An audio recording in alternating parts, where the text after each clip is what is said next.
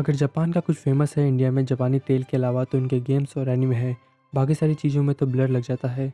तो मैंने जापान के गेम्स तो काफ़ी सारे खेले हुए हैं, पर मैंने अभी तक एनीमे नहीं देखा था। तो इसलिए मैंने सोते, जागते, उठते, बैठते, नहाते, धोते मैंने सिर्फ़ देखा है एनीमे डेथ नोट।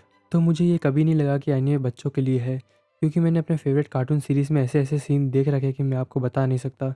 हाँ, मैंने डोरेमोन, शिनचैन, निंजा हथौड़ी के अनसेंसर्ड वर्ज़न देखे हैं, वो भी जापान वाले।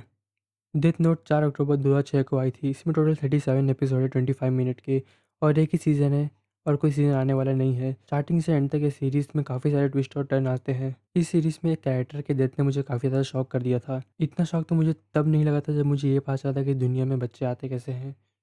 ये वेब सीरीज़ मेरे one of the best list में आ गई है। तो मैं अभी अटैक ऑन टाइटन देखने वाला हूँ। मेरे दोस्त ने बोला है कि ये सीरीज़ बहुत ज़्यादा अच्छी होने वाली है, स्वीट, और इसमें कोई लव स्टोरी का एंगल दिखाने वाले हैं। वो तो देखने के बाद ही पता चलेगा। मुझे लग रहा है वो झूठ बोल रहा है, क्योंकि इसके नाम से पता चलता है कुछ ज़्यादा खतरनाक होने वाला है ये एनीमे, अटैक ऑन टाइटन। तो अब बात करते हैं डेथ नोट के कैरेक्टर्स की। लाइट यागामी एक इंटेलिजेंट, काम, confident, manipulative, high strategic student है। सीरीज़ के शुरुआत में लाइट जस्टिस जस्टिस करता है, एंड तक आते आते फक द जस्टिस कर देता है। लाइट को लगता है इसे चुना गया है दुनिया को बदलने के लिए, और वो एक नई दुनिया बनाना चाहता है जिसमें कोई क्रिमिनल्स ना हो, और वो उस वर्ल्ड का गॉड हो। मतलब वो एक अलग ही बंदा था। एल एल वर्ल्ड का दूसरा ग्रेटेस्ट डिटेक्टिव है, क्योंकि पहले नंबर पे तो बैटमैन आता है।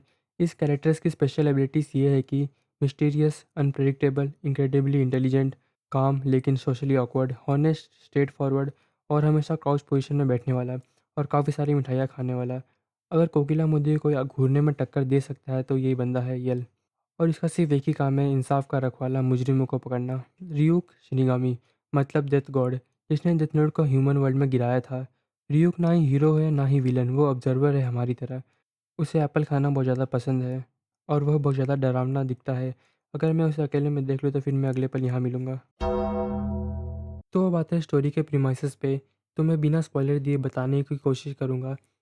तो एक दिन की बात है, लाइट यागामी स्कूल से घर आ रहा होता है। उसे एक बुक मिलती है डेथ नोट नाम की।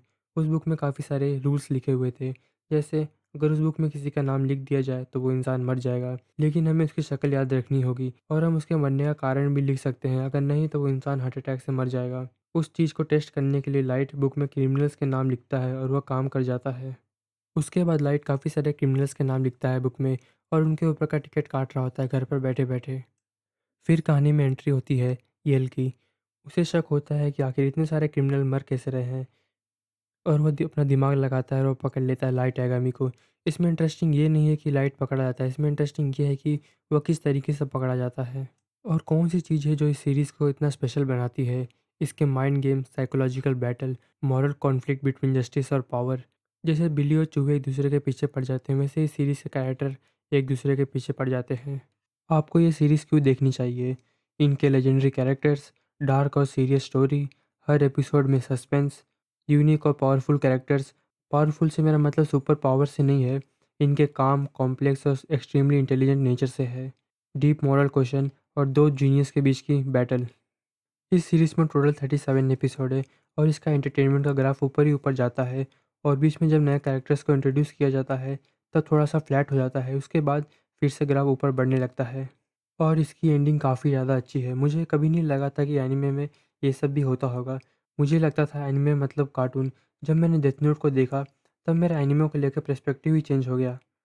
तो मैं आपको बोलूँगा कि एक बार तो इस सीरीज़ को ज़रूर से देखने के लिए। अगर आपने डेथ नोट को देख लिया है तो आपको कैसा लगा, और आपका रिएक्शन कैसा था एंडिंग को लेके, और आपका फेवरेट मोमेंट कौन-सा था इस सीरीज़ में? तो अब मैं जा रहा हूँ करेज द कॉडी डॉग देखने, क्योंकि बैठे-बैठे मैं बोर हो गया हूँ।